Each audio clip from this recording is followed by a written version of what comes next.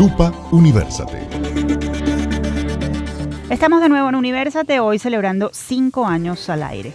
Si quieren escuchar nuestras emisiones anteriores, pueden ir a iVoox, YouTube, iTunes, Google Podcast y Spotify. Allí nos ubican como Producción Universate. En los próximos minutos hablaremos sobre lo que revelaron las jornadas sobre vulnerabilidad social realizadas en la UCAP. Y es que los embarazos adolescentes están ocurriendo a edades cada vez más tempranas. Sobre esto, la doctora Darda Ramírez, médico pediatra con experiencia en la prevención de embarazos precoces, recordó que la Organización Mundial de la Salud establece la adolescencia entre los 10 y 19 años y añadió que a nivel mundial las niñas están experimentando su primera menstruación a edades más tempranas, lo que está contribuyendo con el aumento de gestaciones a partir de los 11 años. Para hablar acerca de este asunto, contactamos de inmediato a la doctora Darda Ramírez. Un gusto tenerla con nosotros, doctora. Bienvenida a Universate. Feliz día para todos, agradecida por la invitación. Sabemos que no hay cifras oficiales recientes, pero ¿qué datos manejan ustedes, los expertos, sobre la cantidad de embarazos reportados en la adolescencia temprana? ¿Cuál es la realidad hoy en nuestro país? Muy importante tu pregunta, porque ya por allá en julio del 2022 teníamos información de directores específicamente del Fondo de Población de Naciones Unidas acá en Venezuela, y ellos nos alertaban que el embarazo en adolescente era la principal problema de salud sexual y reproductiva en nuestro país. Para ese momento el profesor González remarcaba que con una tasa de 96 casos por cada 1.000 mujeres entre 15 y 19 años, obviamente nuestro país duplicaba el promedio que tenía Latinoamérica. Para antes de la pandemia éramos el tercer país en Latinoamérica con adolescentes embarazadas y el primero en Sudamérica.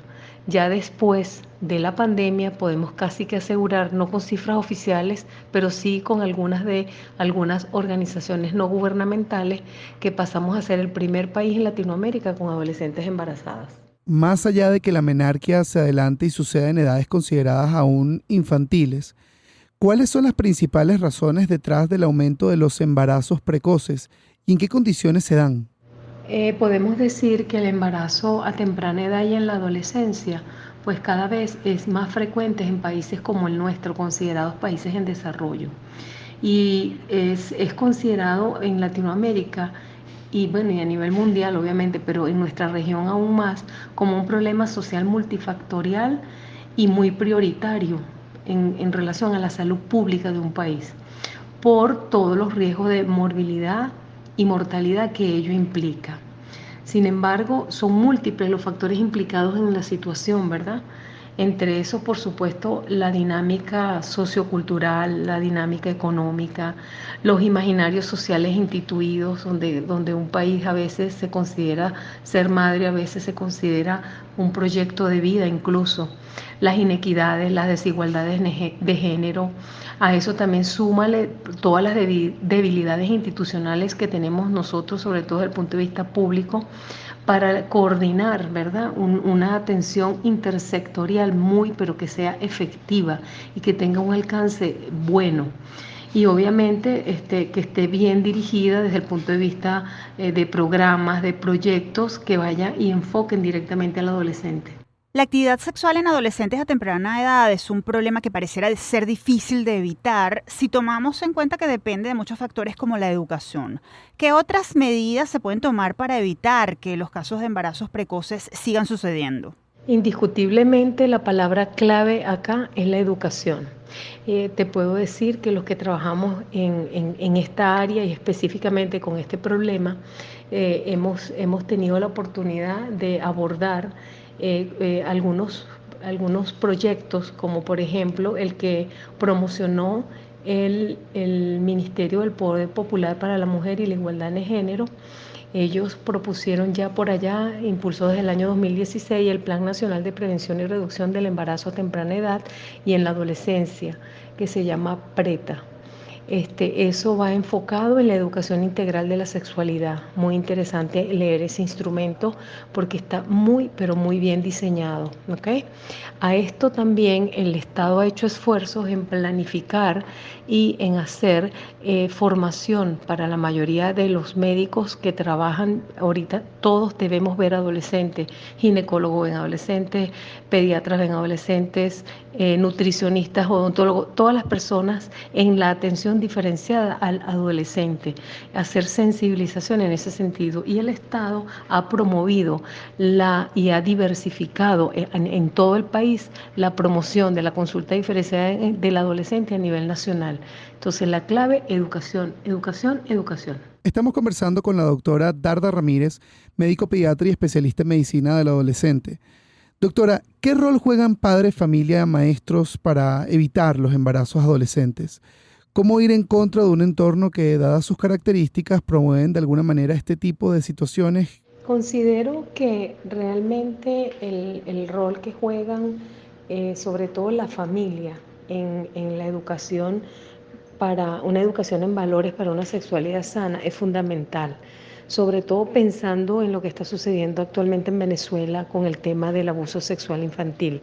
Entonces yo considero que la educación sexual desde las edades muy tempranas son necesarias porque en un niño empoderado que ha sido criado con valores relacionados a lo que significa su cuerpo, su autoestima, su autoconfianza. Todo eso es importantísimo para que un niño crezca en un ambiente donde si él sabe que se están pasando de la raya amarilla, él pueda poner un control, un límite en eso. Pero eso se aprende en casa. Se continúa, por supuesto, con la escuela, que la escuela refuerza lo que se aprende en casa.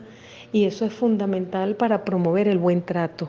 Entonces, en términos generales, ya cuando los chicos llegan a edades más un poquito más grandes, por encima de sobre todo de los 14 años, según nuestra ley orgánica en su artículo 50, ya sabemos entonces lo que ellos entienden, lo que es un consentimiento, entienden lo que significa igualdad, entienden lo que significa honestidad, lo que es salud sexual y lo que es salud sexual y reproductiva, y se les explica cuál es la función del placer y cuál es el bienestar compartido de ese placer y el respeto hacia el otro. Entonces todos esos valores se van inculcando desde muy pero muy temprana edad, donde la familia es vital. La población adolescente está, si se quiere, un tanto desasistida. Usted resaltaba en las jornadas celebradas en la UCAP que no hay suficientes profesionales ni lugares para atender a estos jóvenes. ¿Qué pasa? ¿Por qué sucede esto? ¿Cómo enfrentar entonces un problema de tanta magnitud como el embarazo casi infantil sin educación y sin la posibilidad de que estas criaturas sean atendidas? Es un tema bastante complejo porque es multifactorial, donde prevalece, por un lado, el esconder el hecho de que se encuentra embarazada. Eso impide que se haga un buen control desde inicio del embarazo.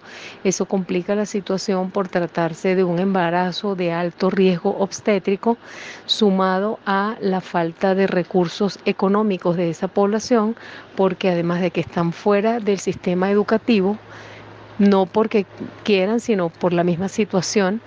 Además de eso, cuando llegan al hospital o al sitio donde le corresponde, ya no tienen, están pasadas de tiempo, llegan a veces hasta con 5 meses de embarazo, incluso muchas llegan incluso pariendo, o sea, embarazos no controlados.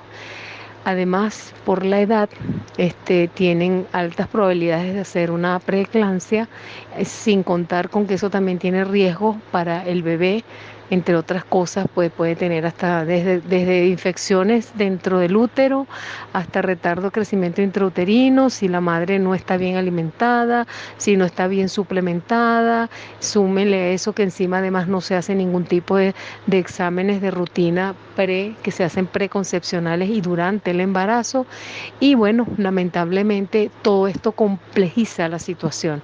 Entonces es un tema con muchas aristas donde la parte económica prevalece mucho. Doctora, lo podemos imaginar, pero preferimos que una experta como usted nos describa el panorama. ¿A qué se enfrentan madres, niñas y sus hijos en cuanto a la salud física y emocional? ¿Qué futuro tienen estos seres? Lamentablemente el embarazo a temprana edad perpetúa los círculos de pobreza en los países como el nuestro, donde lo ideal sería que la mamá siguiese en el sistema educativo formándose y no pasando a ser una ama de casa, que es lo que vemos en la práctica. El futuro no es fácil porque realmente ella a veces abandona, se convierte en una desertora escolar. Después, para mantener y sustentar a su bebé, tiene que hacer cualquier tipo de actividad no acorde ni a su edad y a veces ni siquiera a su género para manutención y ayudar y colaborar con la crianza de ese niño, sin contar que este mismo círculo a veces es un impedimento para que ella dé lactancia materna a ese bebé, que sería lo ideal para que ese bebé crezca sano y saludable, y que el apego al seno materno pues estimula el vínculo afectivo entre la mamá y el bebé, que eso es fundamental, sobre todo tratando de que sean personas con apego y con cariño.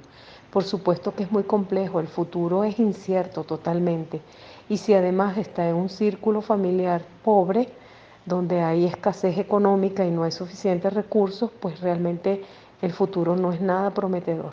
Doctora Ramírez, muchas gracias por haber estado con nosotros en Universate. Fue muy grato tenerla con nosotros. Muchísimas gracias a ustedes. De verdad que ha sido un placer contestar sus preguntas, atenta a sus comentarios y a la orden siempre. Feliz día para todos. Escuchábamos a la doctora Darda Ramírez, médico pediatra y especialista en medicina del adolescente.